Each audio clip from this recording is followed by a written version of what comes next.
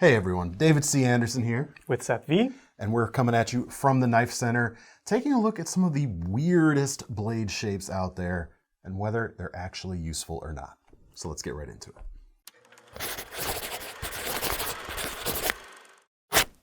All right, well, today's episode is actually inspired by one of you folks out there. One of the viewers left a question. David Brogdon says, weird knives that actually work. There are some knives out there with weird designs and are often just thought of as collectibles. However, some of these actually make good users. For example, about 2 years ago, I bought a cold steel black talon with a massive hawkbill blade on a whim. Looks aggressive and overdone. However, I now regularly use it in the garden to open bags, cut up shade cloth pruning, etc. The blade works a wonder. Very cool. Well, we didn't have one of those cold steels on the shelf today when we were getting ready to film this, but we have something really close. The Spyderco Matriarch. That's got the blade shape of that cold steel right there. And the wave deployment as well. Yeah, exactly. Yeah, the cold steel has the Demco thumb plate on it that lets you pocket deploy it. But this one has the original, the OG pocket deployer, and actually licensed Emerson Wave. And man, it's not just a hawkbill. You've got that S-shaped curve terminating in that hawkbill shape. And this blade is just a pure, devastating cutter. It really is. And yeah, it's a ripper for sure. Especially if you go with the full serrated versions out there, which all the Spydercos are, but you can get the cold steel, I think, in either configuration. The cool thing about a hawkbill, which you can find useful in way more than just the garden work that this guy is this type of shape tends to gather the material you're cutting into itself. As opposed to, we'll get to some of these later, something with a lot of belly might have a proclivity to kind of slide out of a cut. Not happening with this guy right here. Yeah, as long as you get this tip in whatever you're cutting, it's likely that it's gonna pull it further down this curve. It like pushes it into itself. Yeah, like a scythe or one of those tools that, I think you said gathers. Yeah, that's what it excels at. And when you put some serrations there in the way, it's just gonna tear things apart. Yeah. Yeah. But it looks a little weird, we must admit. Yeah. You don't see a ton of things like that. Especially this with the S curve, it's not just a recurve, it's got some regular belly in there too. It's a shape I've never really personally messed with, but I imagine as I'm seeing it right now, like you could use this section here for like maybe more conventional cutting, or if you had a plain edge version, like some of the push cut stuff, if you were, wouldn't be my first choice for a whittling blade, but a plain edge version of this could do it. Yeah, tricky to use on, well, that tip just curls down so much. It's gonna probably poke whatever you're trying to get at, unless you're really staying back here. Yeah, but this kind of is already bringing up a theme of a lot of these knives that are weird but still work, is that they push, one aspect of blade geometry or blade design into one of the extremes. And what you get with that is, maxed out stats in one area with some sacrifices in others. And here, this blade shape is phenomenal for draw cutting, for slicing really carelessly through stuff when you don't want to slip out. Maybe not so good for regular food prep. Yeah, definitely not a food prep knife. Although there are little bird's beak knives. They tend to be a bit shorter. I mean, especially in the serrated version, but even on the plain edge, fibrous stuff I've always found. Because you've got that tip dragging down that's going to want to just rip through the last strands of something instead of, again, slipping out. Really cool knives, this style of thing. And it's a pretty niche style. I can only think of the cold steel and this knife that kind of do it on this size. Maybe the MKM Isanzo, it has a little, like a small version of this blade shape. Spyderco Cricket too. Sure. Oh, yep. Little itty bitty thing, but. Yeah, but. It got us thinking. It got us thinking. So we, Seth and I both pulled some things. Interestingly, we both pulled all fixed blades, which you might expect from a guy like me, but I'm kind of surprised we both did. I'll start if you don't mind. Please. So the first one, the weird knife design, which is probably maybe the least weird on the table today, just because you see them a bit more often nowadays, but that's the kukri shape right here, as you see on the Becker BK21. Really cool knife. But what you get with a kukri, with this downward shape, is power. This is actually something, a sort of anecdote relayed to me, maybe not anecdote, but a point relayed to me by Ethan, is, let's say you have a straight bladed knife, and you can do some things with that tip. When you lower that tip down, you get more power out of a blade. If you're to raise that tip up, you get more speed, because the tip tends to like kind of whip around as you do things like that. But that's what the kukri is all about, is power. And it's not just as a kind of offensive, tactical knife or military knife as the Gurkhas would use this pattern, which is of course they're very famously associated with it. But I've used my BK21 in a camp setting to really profound effect. I mean, it chops like crazy. I even got a chance to play around with one of the prototypes when Ethan was testing it out on his Tennessee property. And there were some trees coming up off the side of the trail we needed to take down, somewhere between about 3.5 inch diameter green wood, with the right angle and a proper snap cut, clean through in one strike, which still impresses me when I think about it right now. That's a lot of wood. Yeah. And it's green wood. It's not like hardened, seasoned wood or anything, but still just straight through it like a 45-degree angle. Boom. That's crazy. Yeah, this is so well balanced. Even though the angle looks very dramatic, it doesn't feel like it's tipping out of your hand necessarily. A little bit, and some kukris do a little more than others. Yeah. It's obviously very forward heavy. Yeah. The analogy I've always drawn has been something like I always talk about the F-16 fighter, which is aerodynamically unstable on purpose because it allows it to like move much more quickly in the air and maneuver much more quickly. Yeah, that's a good analogy. This I like one that is, for a kukri. Yeah, this one is Totally. unbalanced for a greater effect as well. Absolutely. Yeah. Pushing that tip down, pushing all that weight forward, keeping the handle pretty lightweight, all things considered. I mean, it wants to hit. I want to start chopping away at this table here. Yeah, you get a little more weight out towards the tip. That brings more weight, or brings the balance point forward, so you get more power. There, tends to be a sweet spot. This one's kind of right around this area right here, right behind kind of the thickest portion. But it's also got a bit of that recurve. So if you're, rather than swinging it, if you're like pulling it through cuts, reedy materials, grasses, and sort of thing. There's that gathering section right there. It's just like that recurve we talked about, which is why I wanted to talk about that first with that Spyderco there at the beginning. It has all of that kind of built into it. Yeah, for sure. I can see why this pattern has been iterated into so many different kinds of tools too. Like, you can make this lighter and faster in a machete. You can make it heavier with a different kind of grind, bigger blade stock. Well, even like the old the Kopis swords, like some of the was it Greek or Roman. For some reason, I can't remember whether it's Greek or Roman at this point, or off the top of my head. But even that's a very similar shape. So it's not just one culture that's used this kind of shape over the years. Yeah. I've never really used a kukri, but I'll talk about that when I get to my pick, which I guess is now. Let's go. Let's do it. Yeah. I picked a nata, and this is the Condor Batonata. I actually pulled a bunch of, the 3 natas we have in stock. One of them I have here that I grabbed first. This is made by Silky in Japan.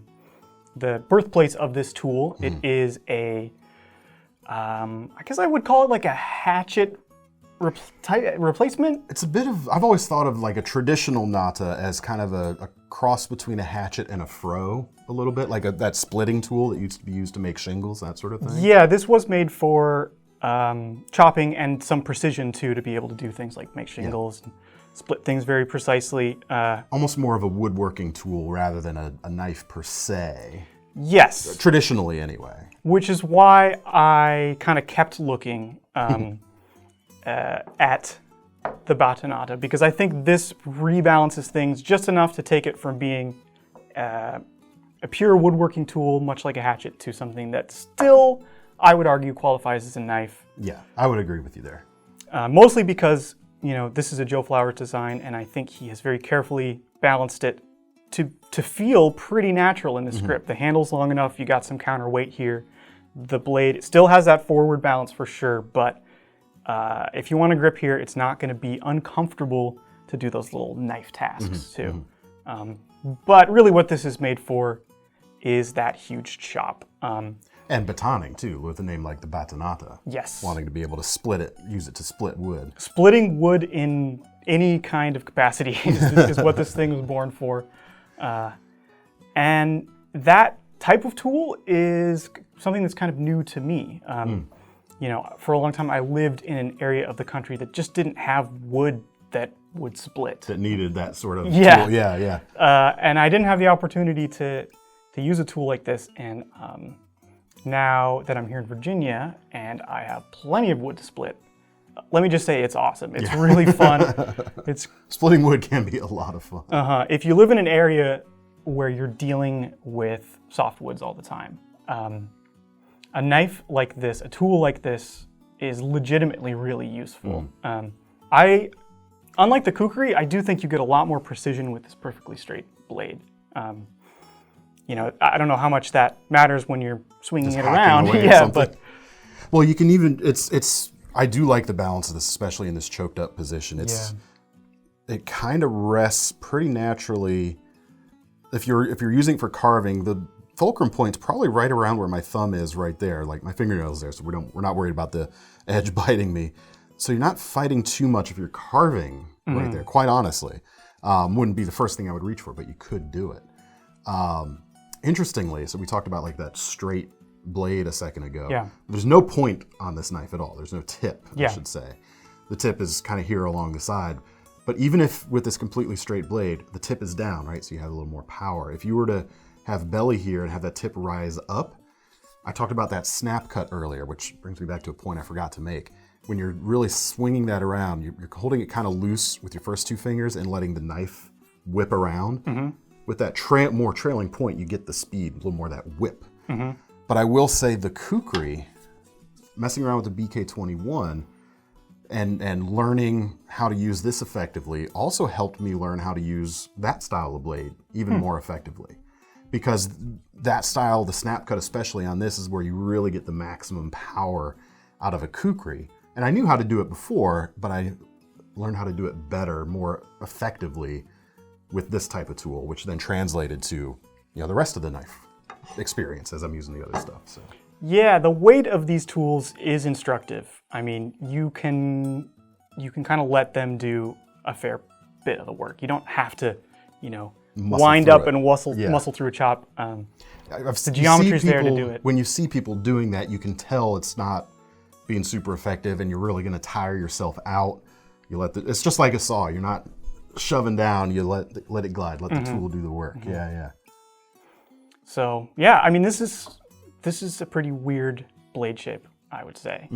But once you put it to the task it was made for, it makes total sense. One thing I don't know, though, and I would love to hear from the commenters if they do, is what these little bevels are for. The facets out there near the top tip? Yeah, because I see them here, and I see them on this one, too. I actually don't know either in this case. I don't know. Perhaps there's some Nata experts out there who can enlighten us. Yeah. So I really like the handle on this Condor version right here. It really has kind of that classic like Japanese forestry style of handle that you would see on, their axes, which looked a little more like knife blades in some cases, and maybe on some Natas as well. But I'm used to seeing it more on like an even more knifey looking blade. But very cool. It's almost like an axe or hatchet handle. Yeah, the way it tapers in this dimension but widens in this one. Has that flare that way. Yeah, it's pretty cool. It's quite comfortable and definitely captures your hand in a chop from flying off the end for sure. All right, well, the next kind of weird but useful knife design, we got to talk about the tracker. I had a feeling this would be in this video. I mean, this is one of those things that once you know how to use it, you absolutely find out that it's not a gimmicky blade shape. It is, but it isn't. You know what I mean? It actually lives up to what it does. The Tom Brown tracker, heavily associated, of course, with Tom Brown's tracker school. This style of knife, we just tend to call a tracker style knife, or sometimes a WSK, wilderness survival knife, the WSK style knife. I think Dave Beck was one of the first to really kind of cement this kind of pattern into our consciousness, and that's what he calls it, his WSK. Really cool design, compact but designed to fill the roles of big knife and kind of small hatchet too, to certain degrees of success. The Tops version here, 1/4 inch thick carbon steel, $10.95. And the idea is you've got this broad section at the front to do some light chopping with, and when you combine that with the handle here, which has two positions, you've got the choked up position and the choked back position, which brings the tip down a little bit and squares it up a little bit more for some of that chopping. Not super square unless you're kind of working down lower, which is where you're going to be able to get the most kind of hit out of this section. They're able to do that quite well. Skinning stuff works well, and with the broad shape of this blade, you can actually get up and grip on it quite effectively, and that's going to work really well to use this front section very precisely, which you wouldn't think of being able to do such like delicate precision work with the tip on a big 1/4 inch thick blade. Something that broad, something that wild looking. Exactly. The section here at the back, some makers I've seen do this in kind of a recurve style, but I believe the more quote-unquote original way is the straight edge right here, because it's designed to be used draw knife style, especially for helping to make like primitive bows and that sort of thing. I think was a heavy consideration on the design originally, if I'm remembering correctly. But you can absolutely do that kind of stuff right there. Again, plenty to grab onto here for those pull cuts, and then it works just as you're carving straight edge when you choke up into the front position on this knife. Hook your thumb around the top of those micarta scales right there, and go to town. The saw on the back is more of like a notching tool. It's not really like a wood cutting saw. And then you got you wouldn't want to limb with it. No, you wouldn't be able to do that quite well. If you were limbing with this, I would suggest batoning through something, but even then that's gonna kind of chew your baton up a little bit, I will grant you. And then you got the wire breaking point there right at the front as well. A lot of utility in there. But again, it comes down to you have to know how to use it. If if you don't have the experience on how to use it well, you're not going to get the most out of it. Oh, one thing I forgot. The way, rather than just transitioning to the bellied portion right here, you've got the little hint of downward cut right there. Gives you an extra point, kind of like the recurve we were talking about on that Matriarch. If you're pulling through something, you're getting a little extra shearing power right there. And the other thing I've seen done quite effectively is one of those choked up grips. And it's a little bit different. It's kind of an angled grip like so. Okay. That makes sense. And if you have your longer piece of wood, setting it kind of right in there and pulling the edge up is a really effective way to do feather sticks. And you can actually, some people swear by it, you have more control moving up slowly rather than trying to go down the typical, slowly. It's a little easier to slice through the feathers and slice them off the stick, which you wouldn't want to do. So I've talked about it a lot. What do you think? I mean, it's kind of an intimidating tool with all that stuff that you just mentioned. There's a lot of stuff I just mentioned. Everything you can do with this, and it's like you have to know that it's there in order to get the use. You could have a lot of fun playing with this and figuring that stuff out for yourself. But this is one of those advanced skills tools, I think. And for that, it's perfect.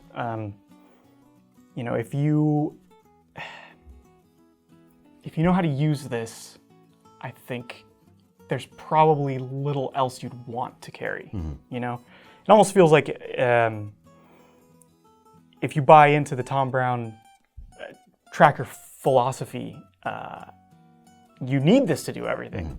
Well, it was, as far as I understand it, I'm not a graduate of his school or anything, this was his ideal option or ideal thought for that one tool option type of scenario. It's such a fun kind of design challenge to try and solve because it takes you to crazy solutions like this, one tool to do everything, and I think this just about does it. I mean, I've never used one of these myself, so I'm not speaking from experience here, but just having it in hand and, learning about it, knowing what it can do, having seen a few videos, it just makes you want to get out there and try it. There's so much potential to be unlocked in this blade, and it can be fun to figure out how to do it. Being the one to do that, to know how to get the results from a weird knife like this is pretty sweet.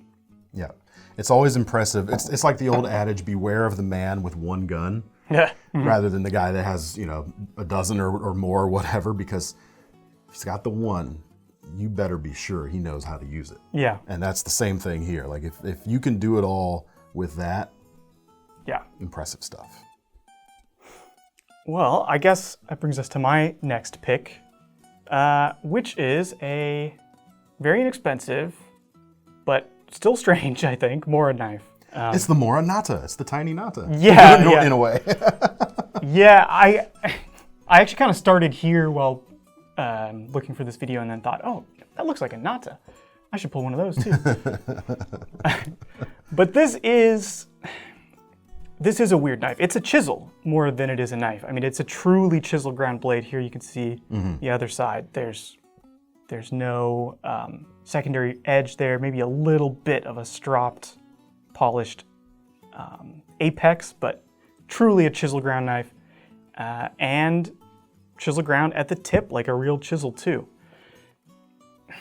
What makes this knife so useful is that it kind of comes pre-broken. Like, one of the guys who works here, Matt D, our custom buyer, he keeps a broken knife on his desk. He does. That old Gerber. Yeah. He uses it all the time. The tip is just snapped clean off. Not just like the tip, like a whole section of blade is gone.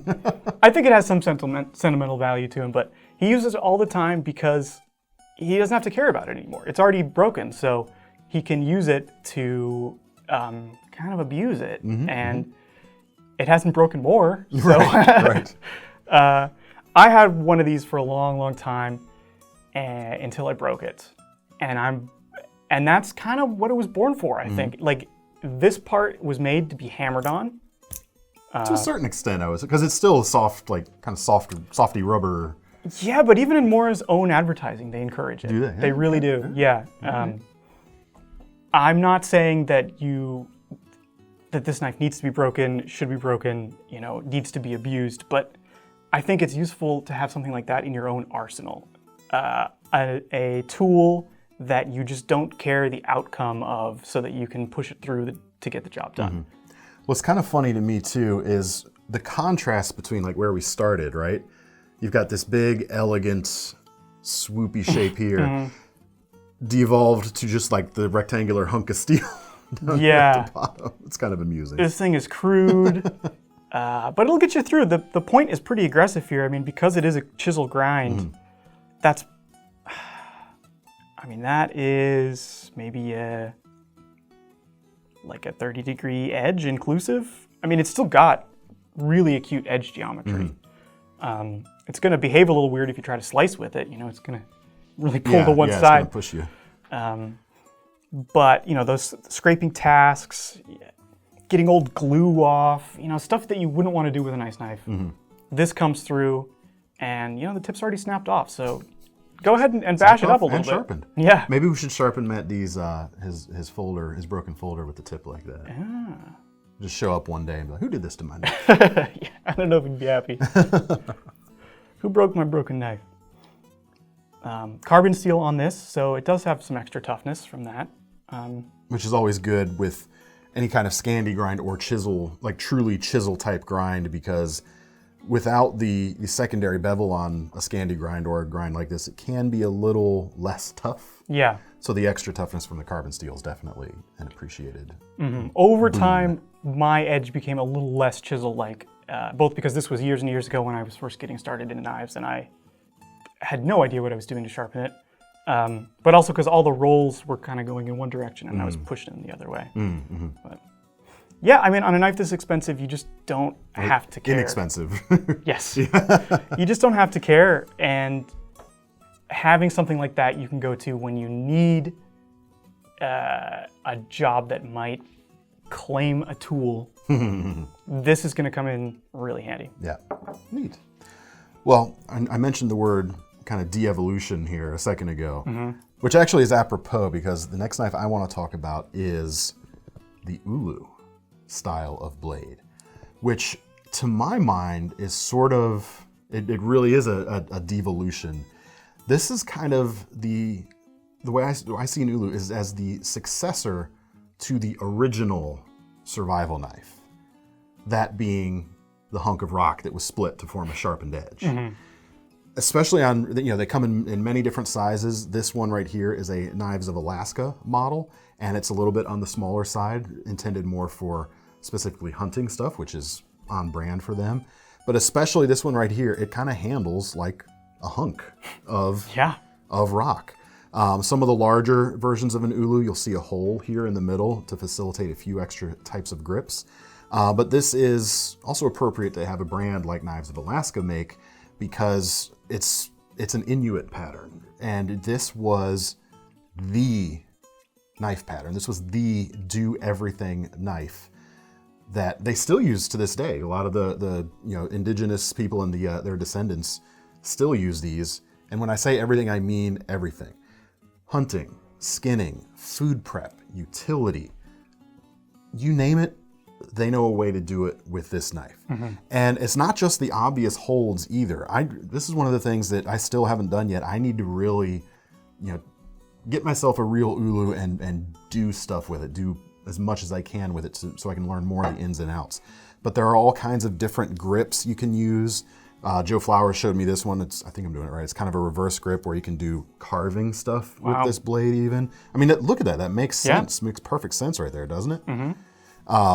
Works great for scraping hide when held like this. Any kind of scraping task.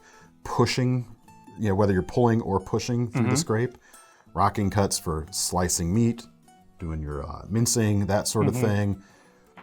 It just works. This one actually is made out of D2. This one is also chisel ground, as you can see. Oh yeah, interesting. Which is interesting. Has a rubberized handle, and actually I really like the sheath, but I don't know what I did with it, so we're not going to show it. Maybe Thomas will get a B-roll shot of it. But the Ulu is very cool. It's a bit of an enigma, but again, it's kind of a throwback. Yeah.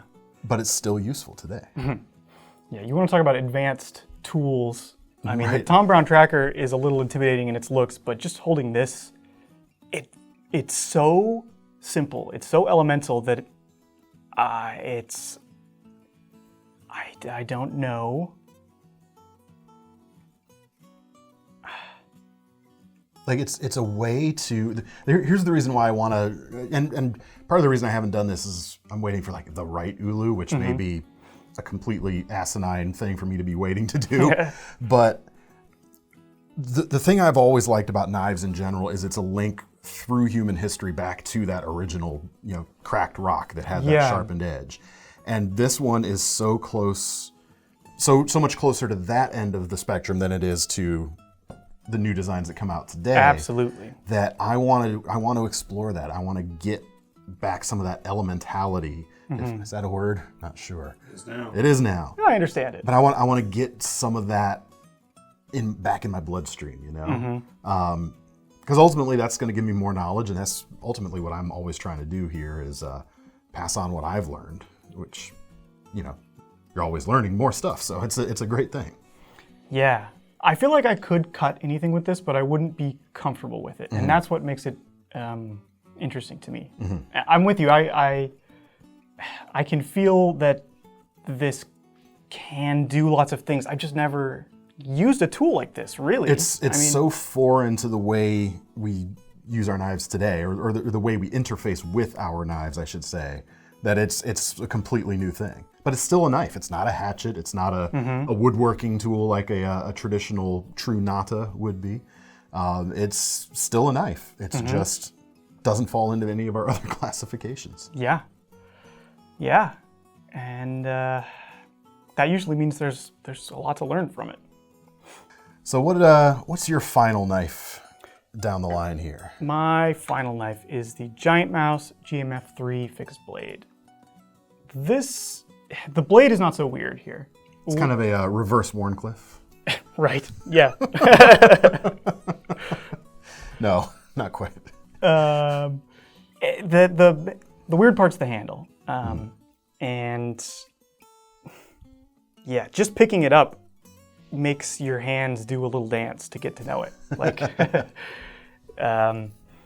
but as soon as you do get past that initial kind of shock of the strangeness of the proportions of this handle with this big flared back section, it makes sense. It's comfortable. I mean, I wouldn't be doing bushcraft with this, but you got 2 fingers on one side, 2 fingers on another. Curious if that still kind of splits for you. Yeah. So for me, yeah, I can still get my first 2 fingers in the front section. I haven't held one of these since I did the new knives video that these would have been on. And it's a handle shape I'm unfamiliar with as well. Mm-hmm. It's not really, I mean, you can gorilla grip it without too much trouble. The way this particular one is shaped. Mm-hmm. It actually works better than I thought it would. But it feels so good in kind of that precision thing. But also in the pinch grip. The pinch grip is where I... And it's symmetrical, so either direction, no matter how you're holding it, you can orient the blade either way. Yeah, that... Mm-hmm. The pinch grip is what kind of sold the knife for me. I think this really makes sense because here you've got... it really allows those back 2 fingers to do that manipulation. Yeah. And just the way the top edge just nestles into your palm if you're gripping it that way, it was so nice. Mm-hmm. And you know, like some of the other knives on the table today, this also comes from a different part of the world, a heritage. I believe this is based on certain knives from like Eastern Europe. I want to say like the Caucasus region or something even. For some reason that's jumping out of my head. I may be completely and wildly incorrect about that. No, I think you're right about that. Not a kind of knife heritage I'm all that familiar with, to be honest. So this shape is a complete surprise to me and a pleasant one because I really was not expecting it to work, and it really does. So getting it in hand is really a delight. And as an EDC fixed blade, I mean, this is probably the most practical carry on the table. Yeah, this is cool, but probably not too practical, even though it's a smaller size. Yeah, nice sheath with this one. The sheaths are really well done. Yeah, really. Nice Italian leather. It smell nice. Yeah. Yes, yeah. That one really leans into the interesting, odd thing about that is straight up the handle, which you mentioned at the top. Mm-hmm. The nice contrast there is with the Ulu, you're having to learn all about the blade. Yeah. With that one, you should instinctually know what that blade can do. It's getting figuring We've out all the used intricacies. Blades like that before. Yeah, the intricacies of the handle is what's going to tell you something new with that particular knife. Yeah. Yeah, man. And I feel like this was a little weird on purpose, and I like that about it. You know, that this is a design that takes some getting used to, and that is a risk from a brand. It doesn't seem aimed at like the right down the middle of the road, surefire, home run, smash, grand slam, hit, stack of pancakes type of thing. Exactly. This is not a stack of pancakes knife. That's cool. That is a cool one, yeah. All right, you carry that for a month. I'll carry the Ulu for a month. Whoa. You're going to be a different person after that month. I can't afford it right now. It's fine. Well, I don't know if that answered the question quite specifically as to what our questioner was looking for, but this is kind of the road our brains took as we were kind of contemplating this, and thought it was interesting. Hope you guys thought it was as well. If you want to get your hands on any of these, you know the drill. Links in the description, and throw your questions in the comments section. We regularly collect those questions together and pull good ones for our weekly FAQ series, and sometimes one of them inspires its own standalone video just like this, so keep them coming. That's it. Head over to KnifeCenter again if you want any of these knives, and don't forget about our Knife Rewards program, because if you're going to buy one of these knives today, you might as well earn some free money to spend on your next one. I'm David C. Anderson. I'm Seth V. We're signing off, and that's Thomas behind the camera. See you next time. The lack of reverse Tontos disappoints me. Get over it.